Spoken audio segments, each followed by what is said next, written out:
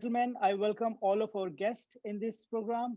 Without further ado, I invite our first panelist, who is known to every Indian, a credible name in media. Even today, when media lost its standing, and most of them are called Godi media, he has been awarded Ramnath Goenka Award in journalism for the best journalist twice, and became the fifth Indian journalist to receive the Raman Magsaysay Award.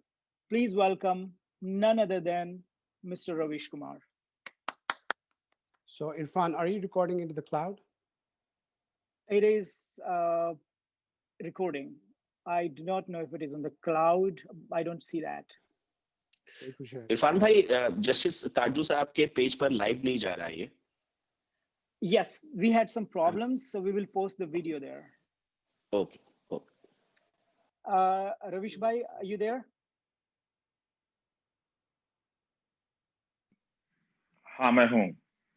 मेरी आवाज जा रही है? आपकी आवाज बिल्कुल अच्छे से आ रही है. हाँ. बहुत बहुत शुक्रिया इरफान आपका और इबादत खाना आंदोलन का जो अलग अलग फिल्म और सोच के लोगों को एक मीटिंग पॉइंट पर लाने की कोशिश कर रहे हैं. किसान बिल के कॉन्टेक्स्ट में मैं कुछ बातें ब्रीफली रखूंगा ताकि औरों को भी वक्त मिले. आदतन ज्यादा बोल जाता हूँ. 20th मई 2020 एग्जैक्टली यही डेट है. टाइम्स ऑफ इंडिया में नीति आयोग के सीईओ अमिताभ कांत एक आर्टिकल लिखते हैं. And if you see the language of that article which says the tone of जो आर्टिकल का टोन है वो ये कह रहा है कि सुबह होने से पहले इस रात को ही सारे कानून बदल डालो और जो करना चाहते हो कर डालो. इतना एग्रेसिव टोन में वो एक रिफॉर्म के कवर में नियोलिबरल्स बातें लिखी गई हैं. और 5 जून को ऑर्डिनेंस के जरिए ये 3 लॉ ले आए जाते हैं जब देश में लॉकडाउन है. और उसके इंफॉर्मेशन का डिसमिनेशन अगर आप मीडिया के लैंडस्केप में देखेंगे तो बहुत मिनिमम है. तो आपका इरादा अगर अच्छा होता तो आप ऑर्डिनेंस का रास्ता नहीं चुनते और इस तरह से नहीं करते कि उसकी सूचनाएं लोगों तक बराबर से नहीं पहुंचती. सेकंड पॉइंट, पंजाब के किसान यूं ही दौड़कर दिल्ली नहीं आ गए. आने से पहले हर किसान आंदोलन ने, ऑर्गेनाइजेशन ने, फार्मर्स ऑर्गेनाइजेशन ने काफी ग्राउंड वर्क किया. उस लॉ को समझा है, उसके क्लॉजेस को समझा है और फिर उसको किसानों के बीच जाकर उसकी बातें की हैं. और ये उन सितंबर, जुलाई, अगस्त इन सब महीनों में पंजाब में चल रहा था. और हम नहीं जानते हैं कि पंजाब के फार्मर्स ऑर्गेनाइजेशंस देश के फार्मर्स ऑर्गेनाइजेशन से कितने डिफरेंट हैं. हमें कोई भी आइडिया नहीं है. उनका स्ट्रक्चर बहुत परमानेंट है. वो सिर्फ दिल्ली आने वाले दूसरी जगह के किसान आंदोलनों की तरह नहीं है.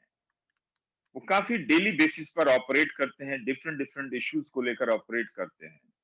तो एक कॉन्सेंसस बनाकर, एक अंडरस्टैंडिंग बनाकर वो दिल्ली तक आए थे. इसीलिए उनका जो डिटर्मिनेशन है वो कॉन्सेप्ट बेस्ड डिटर्मिनेशन है. वो किसी कंफ्यूजन में नहीं आ गए जो सरकार बताना चाहती है. सरकार ने ऐसे कानून क्यों बनाए कि 2 तरह की मंडी होगी, एक में टैक्स लगेगा और एक में टैक्स नहीं लगेगा. अगर आपको ओपन मार्केट में इतना भरोसा है, हालांकि उस ओपन मार्केट में आप कोई भी ऐसा सेक्टर आज की तारीख में नहीं बता सकते हैं. After 6 years of being in the government, चाहे वो स्किल इंडिया हो, चाहे वो मेक इन इंडिया हो, सब फेल है. चाहे वो स्मार्ट सिटी हो, सब फेल है. तो फेलियर के इतने सारे रिकॉर्ड्स, हाँ पॉलिटिकली बहुत सक्सेसफुल है, आप बहुत सारे चुनाव जीतते हैं, आपको कोई हरा नहीं सकता, वो अलग बात है. तो इतने सारे मार्केट के फेलियर को लेकर इसका मतलब है कि आप जिस ओपन मार्केट को आप प्रपोज कर रहे हैं उसे भी आप हैंडल नहीं कर पा रहे हैं. तो आपका भरोसे का लेवल ये है उस ओपन मार्केट का. तो दूसरी तरफ आपने ये जो कानून बनाया है, एसडीएम के पास आपने राइट्स दिया है. आपने कानून बनाने के बाद लोगों से कहा कि ठीक है हम मंडी में चेंज कर देंगे, स्टेट गवर्नमेंट अगर चाहे तो उसमें टैक्स लगा सकती है, ये आप पहले क्यों नहीं कर पाए? आप किस इंडस्ट्रीज को फायदा पहुंचाना चाहते थे? अभी मिस्टर अडानी की कंपनी ने अखबार में विज्ञापन दिया है, किन अखबारों में विज्ञापन दिया है आप वो भी समझ सकते हैं, लेकिन ये कोइंसिडेंस था कि इस बिल के आने के पहले पंजाब में या बिहार में एफसीआई करार करती है कि वो स्टोरेज की फैसिलिटी कैपेसिटी बनाएंगे। सिर्फ अदानी साहब ही बना लेते हैं, वो ठीक है कि एफसीआई की अनाज को वहां पर स्टोर कर रहे हैं, पर ये तो शुरुआत है ना। तो इसलिए किसानों ने देखा कि पहले साइलोस बन गए हैं। पंजाब के किसानों ने ये देखा अपनी आंखों से कि ये तो सामने बना हुआ है, और आज से नहीं बना है, कई साल हो गए उससे बना हुआ है, और अब ये कानून आया है, तो क्या उनके सामने एक नया सिस्टम खड़ा किया जा रहा है। सेकेंड, एमएसपी को लेकर सुरजीत भल्ला रिप्रेजेंटेटिव हैं वर्ल्ड बैंक या आईएमएफ में, सरकार के ही हैं। आप इन सब की बातें देखिए, नीति आयोग का डॉक्यूमेंट देखिए, फाइनेंस मिनिस्टर का 2019 में ओपन ऑन रिकॉर्ड माइक पर कही गई बात है, वो ब्लूमबर्ग क्विंट के वेबसाइट पर है कि एपीएमसी खत्म हो गई है। नीति आयोग की report, official report, strategy for India at 75, ये 2018 में लेट अरुण जेटली ने इसको रिलीज किया था, अमिताभ कांत भी थे। उस रिपोर्ट को पढ़ी, उसमें लिखा है एमएसपी को खत्म कर देना चाहिए और उसकी जगह कुछ और व्यवस्था लानी चाहिए। तो अगर सरकार के डॉक्यूमेंट में और उसके आसपास के लोग इस तरह की बातें कर रहे हैं, फाइनेंस मिनिस्टर कर रही है एपीएमसी खत्म कर दो, तो आप इतना बड़ा स्टेप लेने से पहले आपने पार्लियामेंट का इंतजार नहीं किया। आप एक ऐसा कानून लेकर आए जो एग्रीकल्चर स्टेट सब्जेक्ट्स है, आप मॉडल एक्ट बना सकते थे, लेकिन आपने सारे स्टेट्स के अधिकार को कुचलते हुए इस कानून को इम्पोज किया। हाँ, आप कह सकते हैं कि पहले की सरकारों ने भी किया, लेकिन आप कोई कॉन्स्टिट्यूशनल मोरालिटी, नई कॉन्स्टिट्यूशनल मोरालिटी तो आप खड़े नहीं कर रहे हैं ना। अगर पहले की सरकारों ने गलत किया है तो उस गलत के आधार पर आप अपने आप को सही कहना चाहते हैं। तो इसलिए इस कानून में एसडीएम को बहुत पावर दे दिया गया, एक नया कोर्ट का लीगल स्ट्रक्चर बनाया गया, उस पर किसी तरह की डिबेट नहीं हुई इस देश में। और आप जानते हैं कि मीडिया की क्या हालत है, पंजाब कितने दूर है यहां से, इतना सेलिब्रेटेड एक सेगमेंट है हमारे देश का। किसी भी गाने में, मैं जिस सोसाइटी में रहता हूं उसके सामने एक रेस्तरां है, कल शादियां हो रही थी और सारे गाने पंजाबी बज रहे थे। तो इतना कनेक्शन है, जबकि वो लोग पंजाबी नहीं थे कि वो पंजाबी गाने पर डांस कर रहे हैं। पूरे एग्रीकल्चर, जितने भी फार्मर के आप पिक्चर देखें तो वो पंजाब रिप्रेजेंट करता है। आपने किसी मीडिया ने जाकर देखा नहीं कि वो किस तरह से उस कानून को लेकर समझ रहे हैं और क्या बातें हैं। तो इसलिए ये एक धारणा सरकार जो बना रही है कंफ्यूजन वाली, वो ठीक नहीं है।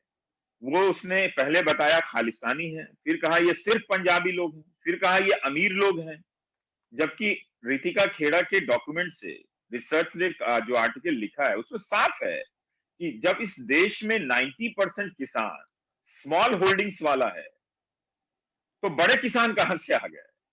वो स्मॉल होल्डिंग फार्मर्स हैं जिन्होंने एमएसपी का बेटर फायदा उठाया है।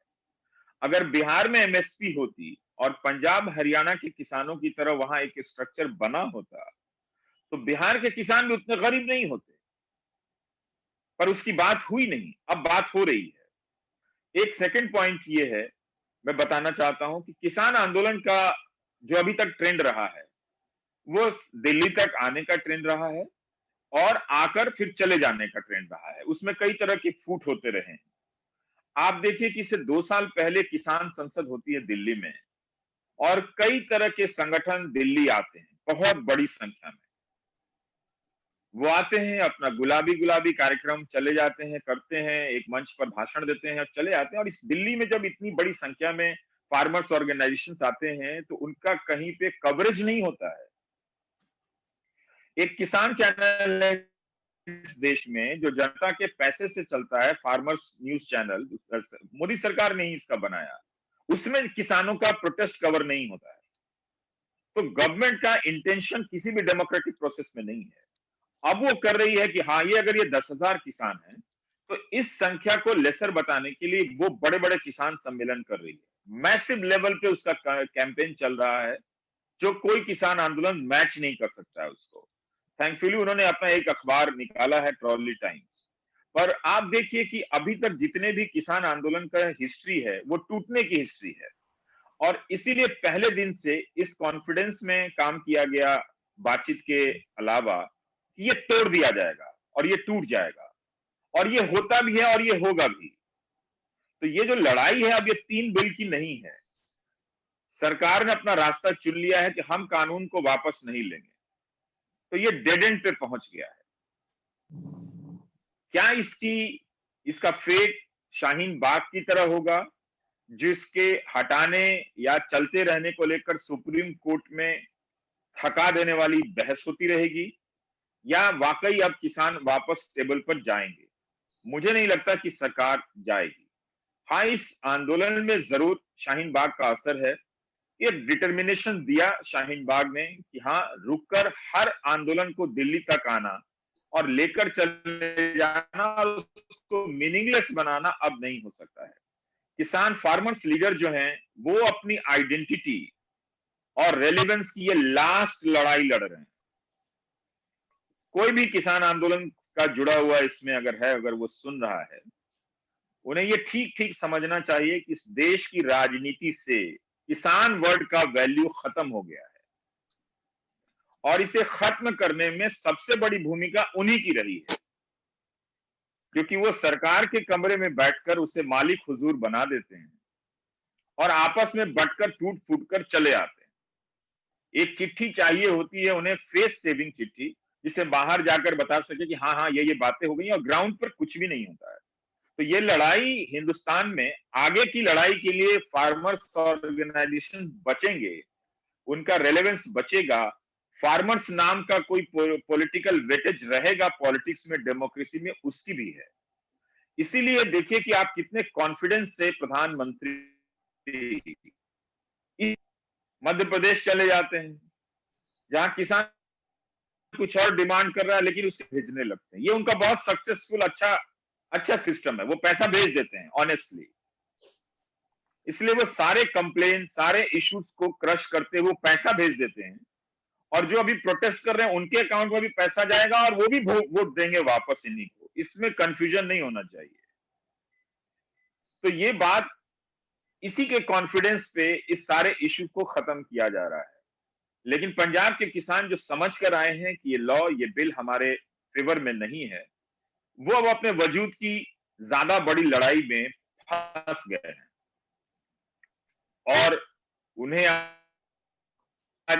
पर हैं, कल कहीं और होगा। मैं एक ऐसी मायूसी वाले भविष्य को देख रहा हूं जो डर लग रहा है कि इतनी उम्मीद से आए हैं, क्योंकि पंजाब के किसानों में बहुत सारे खेती की क्राइसिस को वो देखते हैं, झेलते हैं, बहुत तकलीफ में हैं, लेकिन एक उम्मीद रहती है उनकी जिंदगी में, वो शायद पंजाबियत से आती है, पंजाब की फिजा से, आबो हवा से आती है। मुझे इस बात की चिंता है कि कहीं उन्हें मायूसी ना घेर ले, वो उदास और निराश ना हो जाएं कि वो दिल्ली तक आए और उनकी बात ना सुनी गई, उन पर तरह तरह के तोहमत लगाए गए। तो कई मल्टीपल फैक्टर्स में देखे जाने चाहिए कि सरकार के भीतर जो डॉक्यूमेंट्स हैं वो एमएसपी खत्म करने के डॉक्यूमेंट्स हैं, वो एपीएमसी खत्म करने के डॉक्यूमेंट्स हैं, और फ्रंट में जो कानून बनाया गया है वो कभी लगता है कि नहीं, एपीएमसी खत्म करने के लिए नहीं है, एमएसपी खत्म करने के लिए नहीं है, लेकिन दरअसल जो पीछे के डॉक्यूमेंट्स हैं उन्हीं के बैकग्राउंड में इस कानून को देखा जाना चाहिए। इसलिए आपको 20 मई का अमिताभ कांत का आर्टिकल पढ़ने के लिए कह रहा हूं। 2018 में जो स्ट्रेटेजी पेपर एग्रीकल्चर पर नीति आयोग ने लॉन्च किया था, उसे पढ़ने के लिए कह रहा हूं। थैंक यू रवीश भाई, शुक्रिया आपका बहुत इंसाइट देने के लिए। आपकी रिसर्च हमेशा की तरह उतनी स्ट्रॉन्ग है जितनी हमेशा होती है, तो बहुत बहुत शुक्रिया आपका। बहुत सारे स्पीकर्स हैं यहाँ पर, अजीत अंजुम साहब भी ने भी ज्वाइन किया है। राकेश टिकैत साहब ऑलरेडी हैं यहाँ पर, तो अगर राकेश टिकैत साहब मेरी बात सुन पा रहे हैं, सर मेरी आवाज आपको आ रही है? शुक्रिया इरफान आपका और इबादत खाना आंदोलन का, जो अलग अलग फिल्म और सोच के लोगों को एक मीटिंग पॉइंट पर लाने की कोशिश कर रहे हैं। किसान बिल के कॉन्टेक्स्ट में मैं कुछ बातें ब्रीफली रखूंगा ताकि औरों को भी वक्त मिले। आदतन ज्यादा बोल जाता हूँ। 20th मई 2020 एग्जैक्टली यही डेट है।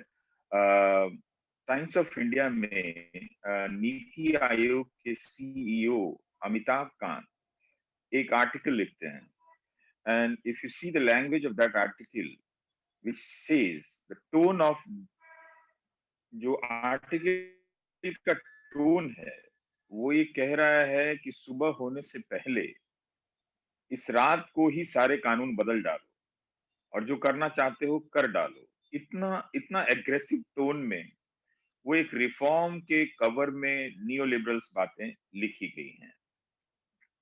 और 5 जून को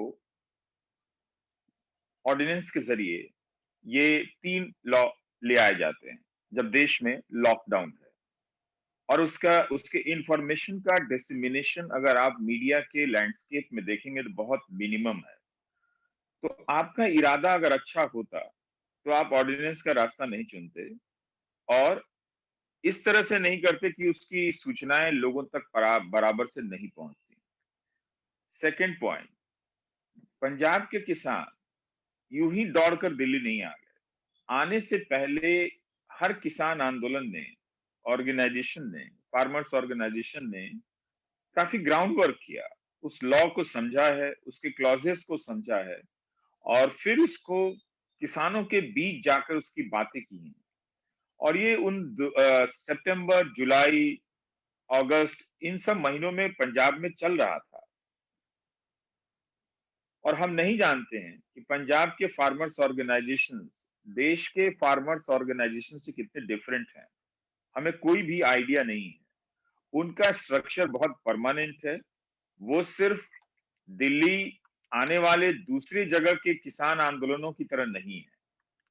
वो काफी डेली बेसिस पर ऑपरेट करते हैं, डिफरेंट डिफरेंट इश्यूज को लेकर ऑपरेट करते हैं। तो एक कॉन्सेंसस बनाकर, एक अंडरस्टैंडिंग बनाकर वो दिल्ली तक आए थे। इसीलिए उनका जो डिटर्मिनेशन है वो कॉन्सेप्ट बेस्ड डिटर्मिनेशन है। वो किसी कंफ्यूजन में नहीं आ गए जो सरकार बताना चाहती है। सरकार ने ऐसे कानून क्यों बनाए कि 2 तरह की मंडी होगी, एक में टैक्स लगेगा और एक में टैक्स नहीं लगेगा। अगर आपको ओपन मार्केट में इतना भरोसा है, हालांकि उस ओपन मार्केट में आप कोई भी ऐसा सेक्टर आज की तारीख में नहीं बता सकते हैं। After 6 years of being in the government, चाहे वो स्किल इंडिया हो, चाहे वो मेक इन इंडिया हो, सब फेल है। चाहे वो स्मार्ट सिटी हो, सब फेल है। तो फेलियर के इतने सारे रिकॉर्ड्स, हाँ पॉलिटिकली बहुत सक्सेसफुल है, आप बहुत सारे चुनाव जीतते हैं, आपको कोई हरा नहीं सकता, वो अलग बात है।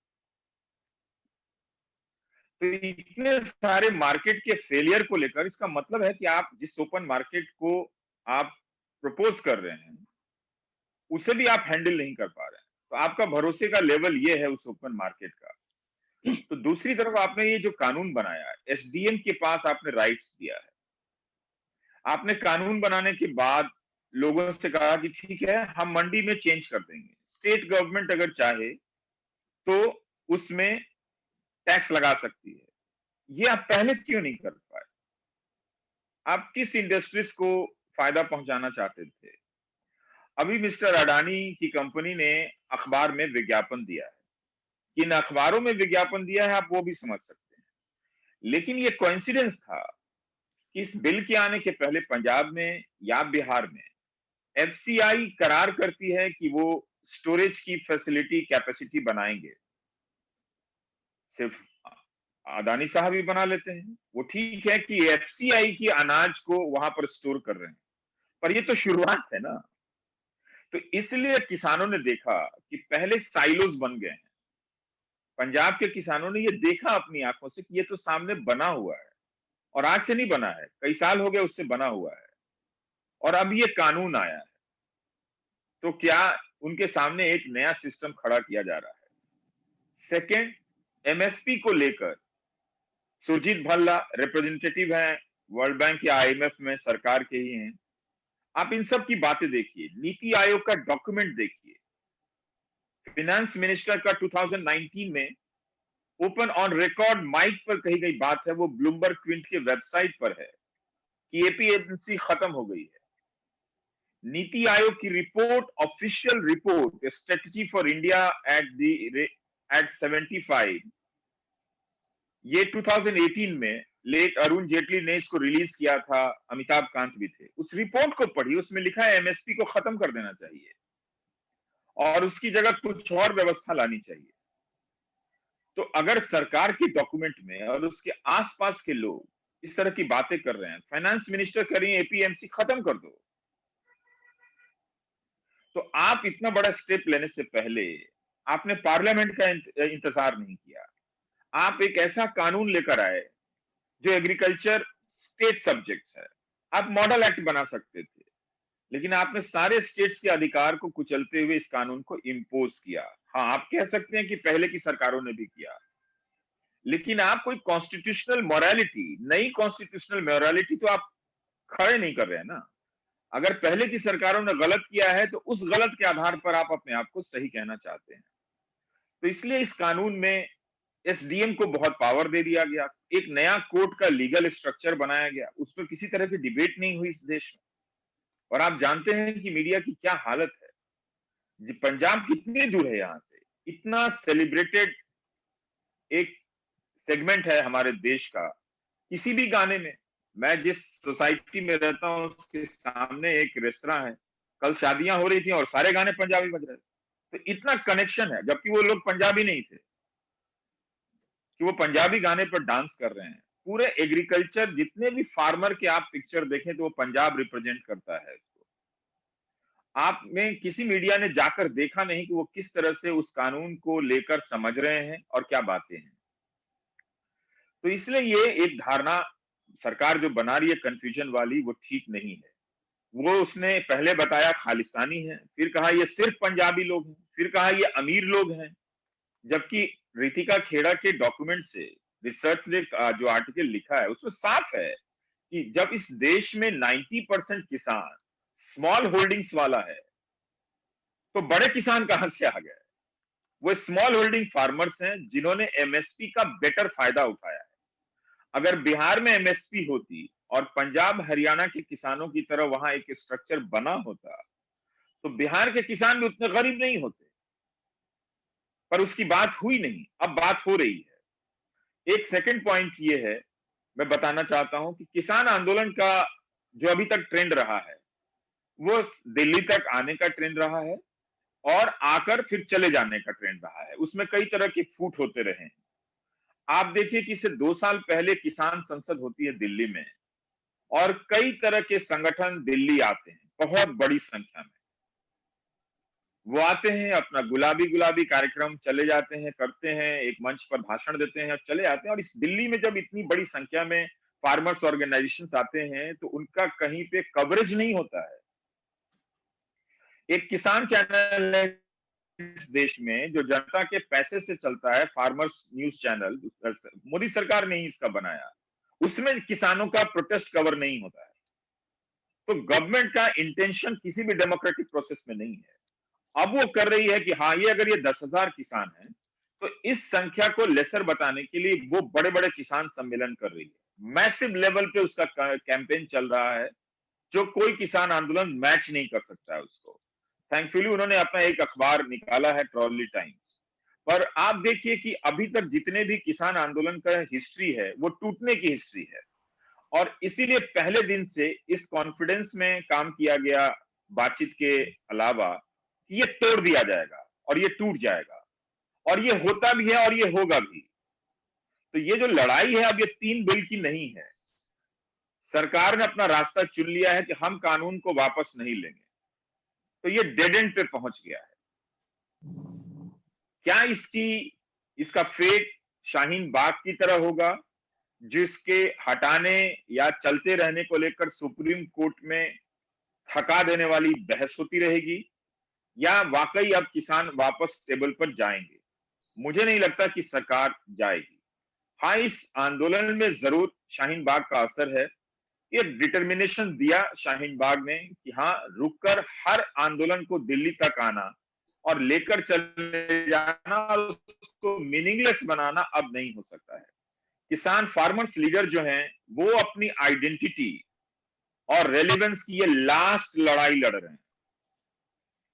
कोई भी किसान आंदोलन का जुड़ा हुआ इसमें अगर है, अगर वो सुन रहा है, उन्हें ये ठीक ठीक समझना चाहिए कि इस देश की राजनीति से किसान वर्ड का वैल्यू खत्म हो गया है और इसे खत्म करने में सबसे बड़ी भूमिका उन्हीं की रही है, क्योंकि वो सरकार के कमरे में बैठकर उसे मालिक हुजूर बना देते हैं और आपस में बंटकर टूट फूट कर चले आते हैं। एक चिट्ठी चाहिए होती है उन्हें, फेस सेविंग चिट्ठी, जिसे बाहर जाकर बता सके कि हाँ हाँ ये बातें हो गई, और ग्राउंड पर कुछ भी नहीं होता है। तो ये लड़ाई हिंदुस्तान में आगे की लड़ाई के लिए फार्मर्स ऑर्गेनाइजेशन बचेंगे, उनका रेलेवेंस बचेगा, फार्मर्स नाम का कोई पॉलिटिकल वेटेज रहेगा पॉलिटिक्स में, डेमोक्रेसी में, उसकी भी है। इसीलिए देखिए कि आप कितने कॉन्फिडेंस से प्रधानमंत्री मध्य प्रदेश चले जाते हैं, जहां किसान कुछ और डिमांड कर रहा है लेकिन उसे भेजने लगते हैं। ये उनका बहुत सक्सेसफुल अच्छा सिस्टम है, वो पैसा भेज देते हैं ऑनेस्टली। इसलिए वो सारे कंप्लेन, सारे इश्यूज को क्रश करते वो पैसा भेज देते हैं, और जो अभी प्रोटेस्ट कर रहे हैं उनके अकाउंट में भी पैसा जाएगा और वो भी वोट देंगे वापस इन्हीं को। इसमें कंफ्यूजन नहीं होना चाहिए। तो ये बात, इसी के कॉन्फिडेंस पे इस सारे इश्यू को खत्म किया जा रहा है। लेकिन पंजाब के किसान जो समझ कर आए हैं कि ये लॉ, ये बिल हमारे फेवर में नहीं है, वो अब अपने वजूद की ज्यादा बड़ी लड़ाई में फंस गए हैं और उन्हें पर हैं, कल कहीं और होने का। मैं एक ऐसी मायूसी वाले भविष्य को देख रहा हूं जो डर लग रहा है। कितनी उम्मीद से आए हैं, क्योंकि पंजाब के किसानों में बहुत सारे खेती की क्राइसिस को वो देखते हैं, झेलते हैं, बहुत तकलीफ में हैं, लेकिन एक उम्मीद रहती है उनकी जिंदगी में। वो शायद पंजाबियत से आती है, पंजाब की फिजा से, आबो हवा से आती है। मुझे इस बात की चिंता है कि कहीं उन्हें मायूसी ना घेर ले, वो उदास और निराश ना हो जाएं कि वो दिल्ली तक आए और उनकी बात ना सुनी गई, उन पर तरह तरह के तोहमत लगाए गए। तो कई मल्टीपल फैक्टर्स में देखे जाने चाहिए कि सरकार के भीतर जो डॉक्यूमेंट्स हैं वो एमएसपी खत्म करने के डॉक्यूमेंट्स हैं, वो एपीएमसी खत्म करने के डॉक्यूमेंट्स हैं, और फ्रंट में जो कानून बनाया गया है वो कभी लगता है कि नहीं एपीएमसी खत्म करने के लिए नहीं है, एमएसपी खत्म करने के लिए नहीं है, लेकिन दरअसल जो पीछे के डॉक्यूमेंट्स हैं उन्हीं के बैकग्राउंड में इस कानून को देखा जाना चाहिए। इसलिए आपको 20 मई का अमिताभ कांत का आर्टिकल पढ़ने के लिए कह रहा हूं। 2018 में जो स्ट्रेटेजी पेपर एग्रीकल्चर पर नीति आयोग ने लॉन्च किया था उसे पढ़ने के लिए कह रहा हूं। थैंक यू रवीश भाई, शुक्रिया आपका बहुत इंसाइट देने के लिए। आपकी रिसर्च हमेशा की तरह उतनी स्ट्रॉन्ग है जितनी हमेशा होती है, तो बहुत बहुत शुक्रिया आपका। बहुत सारे स्पीकर्स हैं यहाँ पर, अजीत अंजुम साहब भी ने भी ज्वाइन किया है। राकेश टिकैत साहब ऑलरेडी हैं यहाँ पर, तो अगर राकेश टिकैत साहब मेरी बात सुन पा रहे हैं, सर मेरी आवाज आपको आ रही है?